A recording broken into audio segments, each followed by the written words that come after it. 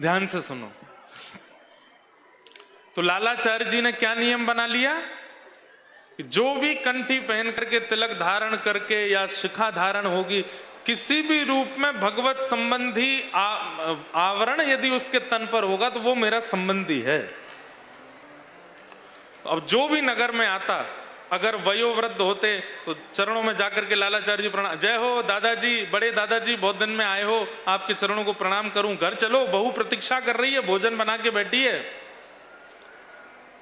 लालाचार्य जी की बहू की भी कैसी सेवा, आए दिन रिश्तेदार नहीं आते हैं, कौन से रिश्तेदार आते हैं पता ही नहीं है, जो कंठी पहन ले, जो तिलक लगा ले, जो शिखा धारण कर ले, लालाचार्य जी उसको ही लेके आते हैं, चलो इनके लिए प्रसाद बनाओ, प्रसाद पवाओ। कौन है? बोले चाचा जी आए हैं। या तो भगवत समान या भगवान से ज्यादा संतों को मानेंगे नहीं, लेकिन गुरुदेव की आज्ञा हो गई सगे संबंधियों के समान मानो, तो सगे संबंधियों के समान प्रेम करने लगे। अब तो ये स्थिति हो गई कि नगर में लोग बाग लालाचार्य जी को कभी कभी मजाक भी कर देते, और बताओ लालाचार्य जी आज तो कौन आए आपके परिवार में से? बोले आज फूफा जी आए हैं। बोले अच्छा, कहां से आए? बोले ये नहीं पता कहां से आए हैं। तो उनको देखते ही लगा ये हमारे फूफा जी हैं, तो फूफा जी बोल दिया। पत्नी जब अपनी सहेलियों के पास जाती तो वो भी मजाक बनाते, भाई तुम्हारे पतिदेव तो ऐसे पति किसी को नहीं मिले। बोले क्यों? अरे संबंधी घर पर आते हैं तो हमारी हालत खराब हो जाती है, रोज पूड़ी बनाओ ये बनाओ, तुम्हारा कैसा हाल? सुबह चाचा आते हैं, रात में मामा आते हैं, अगले दिन सुबह कोई आ जाते हैं। अच्छा, लालाचार्य जी का एक नियम और था, एक बार जिससे जो संबंध बना लिया फिर जीवन में वो कभी भी उस नगर में आए उसी संबंध से ही बुलाते थे। एक बार कैसी अद्भुतता हुई, कोई वैष्णव गले में कंठी माला थी और वो कावेरी जी में स्नान करने के लिए गया, और स्नान करते करते उसकी हृदय गति रुक गई और वहीं उसके प्राण निकल गए और वो कावेरी जी में ही बहने लगा। लालाचार्य जी की पत्नी अपनी सब सहेलियों के साथ जल भरने के लिए गई थी, तो जैसे ही शव तैरता हुआ आ रहा था तो सब में आश्चर्य हुआ, अरे कोई मर गया, अरे देखो किसी का शव तैर रहा है, अरे भैया देखो किसी की लाश बहती हुई जा रही है। तभी एक सखी ने देखा कि जो शव बह रहा है उसके गले में कंठी माला है, तो उसने उपहास कर दिया और उपहास करते हुए बोली, अरे सुन, जा लालाचार्य जी को बुला ला, वो तो कंठी पहनने वाले सबको अपना संबंधी बताते हैं। लावारिस शव किसी का बहता हुआ जा रहा है, देख ले कहीं तेरे चाचा तो नहीं, कहीं तेरे ताऊ जी तो नहीं, तेरे दादाजी तो नहीं, तेरे कोई संबंधी तो नहीं। पत्नी अपने पति के प्रति बहुत प्रेम मानती थी, वो जैसे लालाचार्य जी की भावना थी वैसी पत्नी की भी थी। रोते हुए गई और गई कि सब मेरी सहेलियां ऐसे बोलती हैं कि कोई कंठी पहना शव जा रहा है तैरता हुआ, निश्चित ही तुम्हारा कोई संबंधी होगा। लालाचार्य जी ने जैसे ही सुना दौड़ करके गए और जाकर के कावेरी जी में जैसे ही देखा, धन्य हो गए। आज जीवित लोगों को तो आज तक अपना संबंधी बनाया ही था उन्होंने, लेकिन जैसे देखा कंठ में कंठी पहनी है, तुलसी माला पहनी हुई है, तुरंत लालाचार्य जी रोने लगे और रोते हुए बोले मेरे बड़े भैया चले गए। बड़े भैया, उनको मरे हुए शव को बड़े भैया बताने लगे, मेरे बड़े भैया चले गए। कूद गए कावेरी जी में और उस शव को लेकर के किनारे आए। सब देख करके आश्चर्यचकित हो रहे हैं, बोले भैया लालाचार्य जी कैसा आपका स्वरूप है, एक मरे हुए अनजान व्यक्ति को आप उठा लाए। इधर देखिए, कथा सुनिए, कल से परेशान नहीं हो गए आप, खूब सोइएगा प्रेम से, हैं? आज आज और सुनो।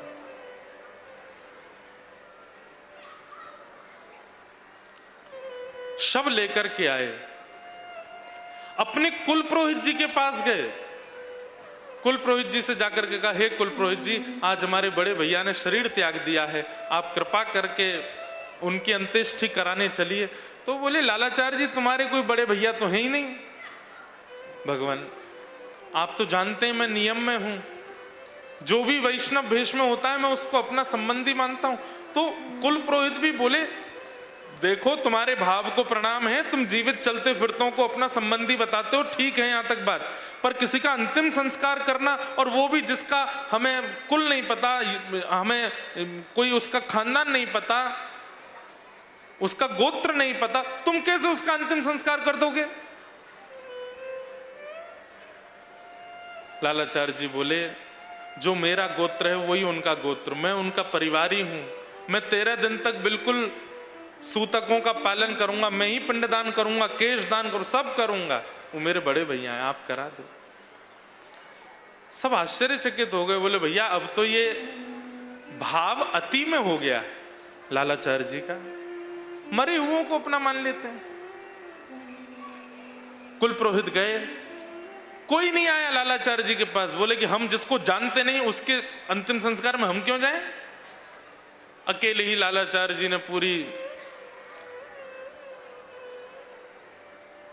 चिता बनाई, उस पर उस शव को रखा और सारी विधियां जो होनी चाहिए वो विधि की।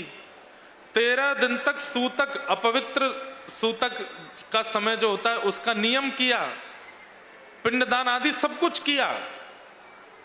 13 दिन बाद लालाचार्य जी ब्रह्म भोज के लिए ब्राह्मणों को निमंत्रित करने के लिए गए और सब ब्राह्मणों के यहाँ द्वार पर जाकर के पत्र देकर के आए, हमारे बड़े भैया के 13वें दिवस पर, 13 पर ब्रह्म भोज का क्रम है, आप सब लोग प्रसाद पाने के लिए पधारो। सबको पत्र देकर के आए। अगले दिन हलवाइयों ने आकर के खूब सुंदर सामग्री बनाई, सामग्री बना करके सब तैयारियां हो गई। लालाचार्य जी प्रतीक्षा करने लगे, लेकिन एक भी ब्राह्मण नहीं आया। सब मन में विचार करने लगे, बोले कि हम कैसे चले जाएं, पता नहीं कौन गोत्र का, कौन कुल का, कौन खानदान का, उसके घर का हम कैसे पालें। अरे लालाचार्य जी अपने भाव में रहते हैं, अपने भाव से अपने भाव की पूर्ति करें, अपने भाव में सबको क्यों खींच रहे हैं।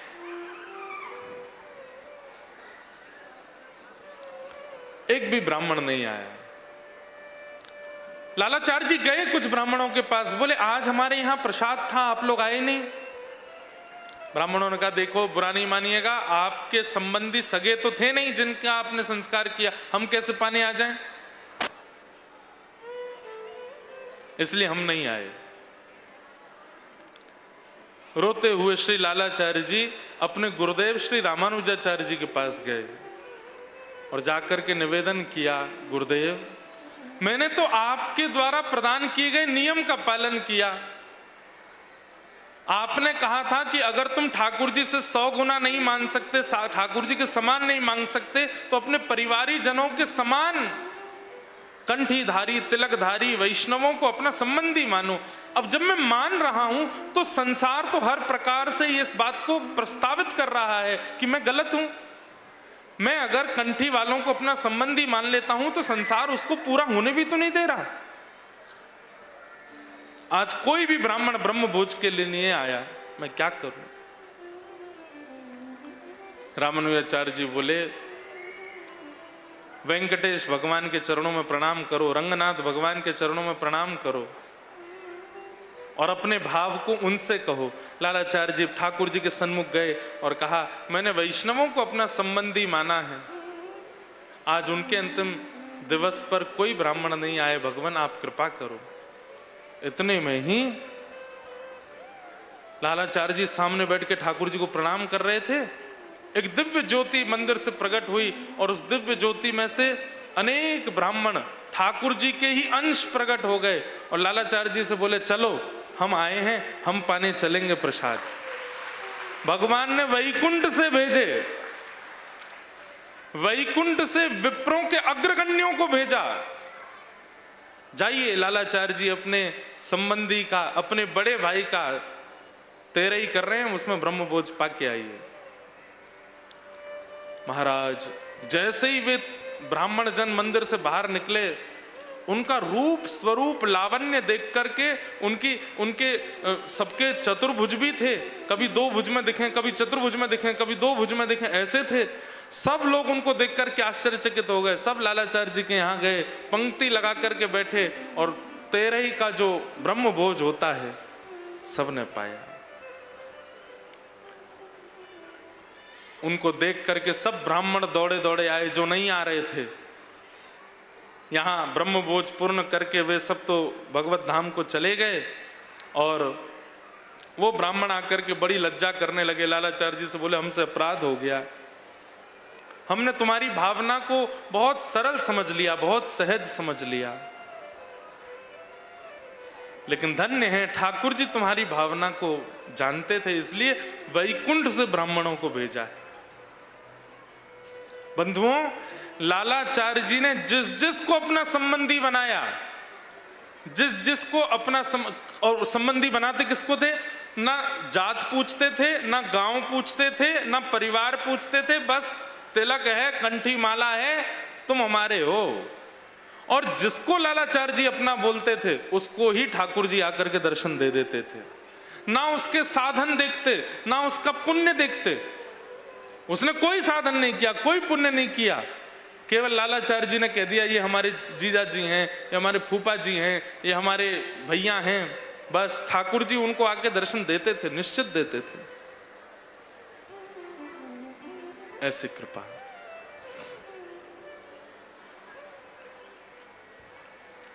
ऐसे श्री लालाचार्य जी हुए। बंधुओं, संसार में बड़े संबंध हैं, सब अपना बनना चाहते हैं, सब अपना होके दिखाना चाहते हैं, पर वास्तव में जो ठाकुर जी का है वो हमारा है, ये निश्चय कर लीजिए। जिसका ठाकुर जी से प्रेम है, जिसका ठाकुर जी से संबंध है, उससे हमारा संबंध है, ये निश्चय आप अपने चित्त में कर लीजिए। सूरदास जी महाराज अपने पद में कहते हैं, तजोरे मन हरि विमुखन को संग, जाके संग कुमति उपजत है, पड़त भजन में भंग, तजोरे मन हरि विमुखन को संग। आज के बाद आपको कोई भी वैष्णव तिलक में दिखाई दे, कोई भी वैष्णव आचरण में दिखाई दे, उससे अपना कोई संबंध निर्धारित कर लीजिएगा, संबंध स्थापित कर लीजिएगा। वही असली हमारे हैं जो ठाकुर जी के। कल हम लोग 10 धर्म के लक्षणों पर चर्चा कर रहे थे। उस चर्चा को पूरी कर दें, 5 लक्षण कल हो गए थे और 5 बचे हैं।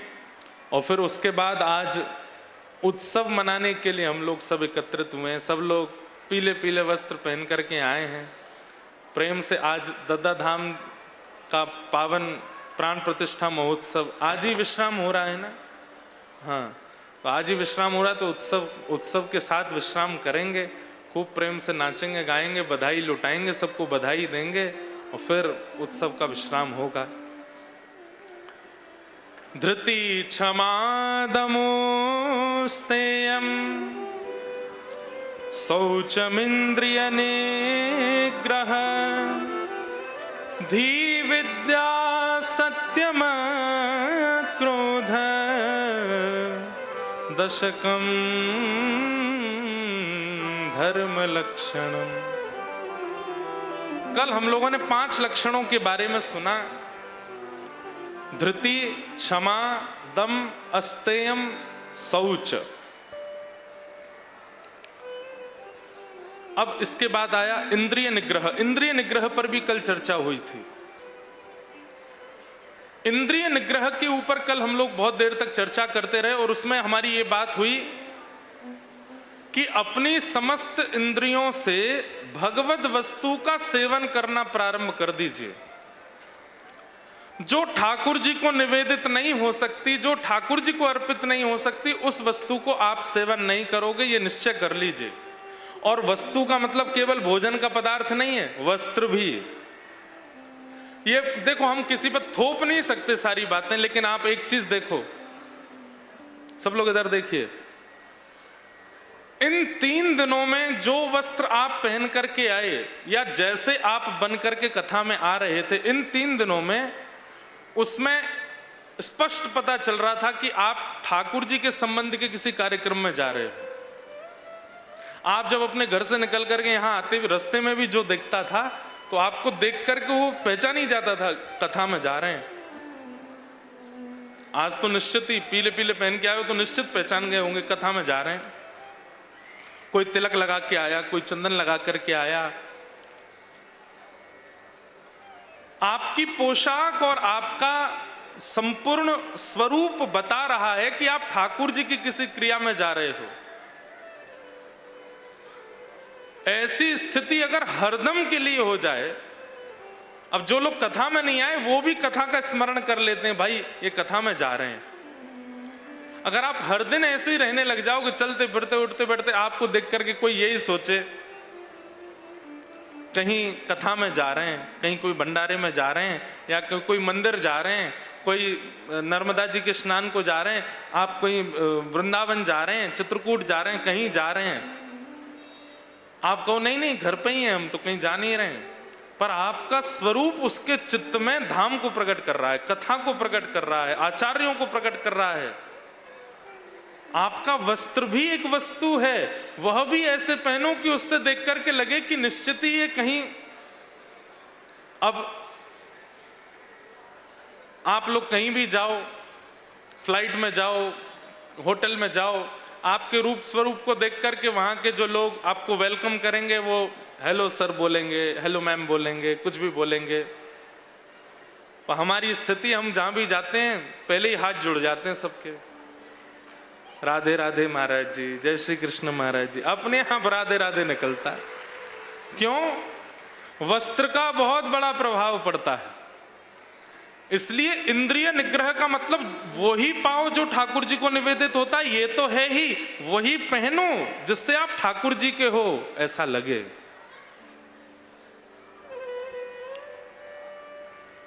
पत्नी विवाह के पश्चात सिंदूर लगाती है, गले में मंगलसूत्र पहनती है, हाथों में चूड़ी पहनती है, पैरों में बिछिया पहनती है।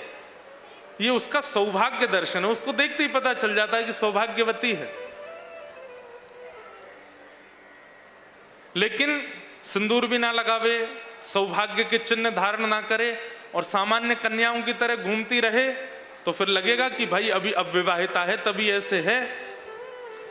और फिर किसी के चित्त में आ जाएगा जब ये अब विवाहिता है तो मैं प्रयास करके देखूं कि मुझसे ब्याह हो जाए, हो जाएगा।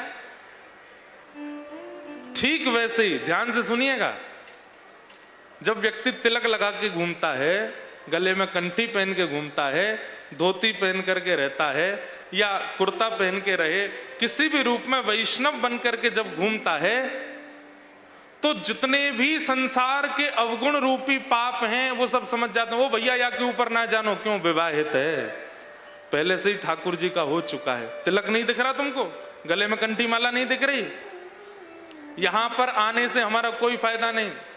जितने भी दूषित विचार हैं, जितनी भी दूषित भावनाएं हैं, वो सब दूर से ही चले जाते हैं। क्यों? उन्हें पता चल जाता है ये विवाहित हैं, ठाकुर जी के हो चुके हैं। लेकिन जब हम तिलक धारण नहीं करते, कंठी धारण नहीं करते, भगवत भेष धारण नहीं करते, भगवत स्वरूप में नहीं रहते, तो फिर अवगुणों को ये लगता है ओहो क्वारा है, इसी पर चढ़ो।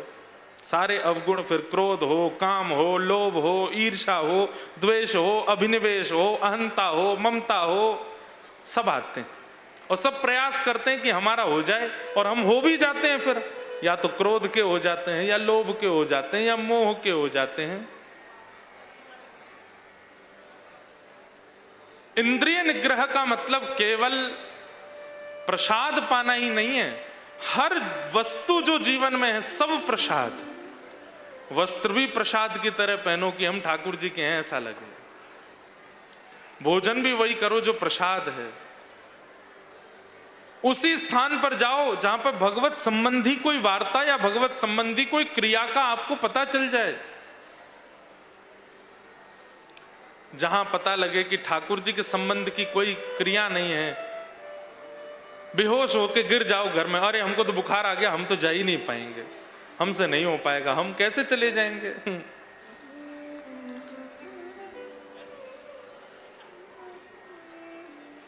ऐसो दुख दी जो ही माही, बिन पद कंज छटा दृग देखे, को सुहावे नाही। ऐसो दुख दी जो ही माही। हरिवंश परंपरा के एक अद्भुत आचार्य हुए, और ये भी यहीं के ही थे, मध्य प्रदेश के। इनका नाम था भोलानाथ, जिनका बाद में किशोरी जी ने नाम रख दिया, राधा रानी ने नाम रखा भोरी सखी। उनका ये पद है। क्या कह रहे हैं अपने पद में कि बिना किशोरी जी को, बिना ठाकुर जी को देखे इन आंखों को और कोई सुहावे ना, बिना सदगुरु को देखे इन आंखों को कोई सुहावे ना। ऐसी कृपा मुझे कर दो, मुझे और कोई नहीं सुहावे, बस आप प्रिय लगो। ऐसे वस्त्र पहनो, ऐसा स्वरूप धारण करो, ऐसा भोजन करो, ऐसी बातें करो। जब आप बोलो तो आपके शब्दों से पता चल जाए कि आप कथाएं सुनते हो, आप आचार्यों के पास जाते हो। जैसे ही आप बोलते हो ना कि चलो आ जाओ महाराज जी खाना खा लो, पता चल जाता है कथा नहीं सुनते। क्योंकि कथा सुनने वाला खाना नहीं बोलेगा, कथा सुनने वाला बोलेगा महाराज जी प्रसाद पालो, वो प्रसाद ही बोलेगा। या जिस घर में नित्य भोग लगता होगा वो लोग भी यही बोलेंगे कि प्रसाद पालो। खाने में क्या बनवाएं आपके लिए ना, ये शब्द का प्रयोग बता देता है कथा नहीं सुनते। महाराज जी कल आप आएंगे, क्या प्रसादी सिद्ध कराऊं, क्या प्रसाद बनवाऊं घर पे। भोग नहीं, प्रसाद। भैया सोवे वारी अम्मा क्यों दिखा रहे हो, हमको ही नींद आ जाएगी। यहाँ वैसे ही हमको इतना ध्यान केंद्रित करना पड़ता है। ये 2 कैमरा ऐसे लगे हैं हमारे सामने, इनमें ऐसी ऐसी चीज दिखाएंगे कि हमको ही कुछ लगने लगे। जो बेचारे रो रो के कथा सुन रहे हैं उनको तो दिखा नहीं रहे। एक माता झोंका ले रही हैं जोर से, उनको दिखा रहे हैं।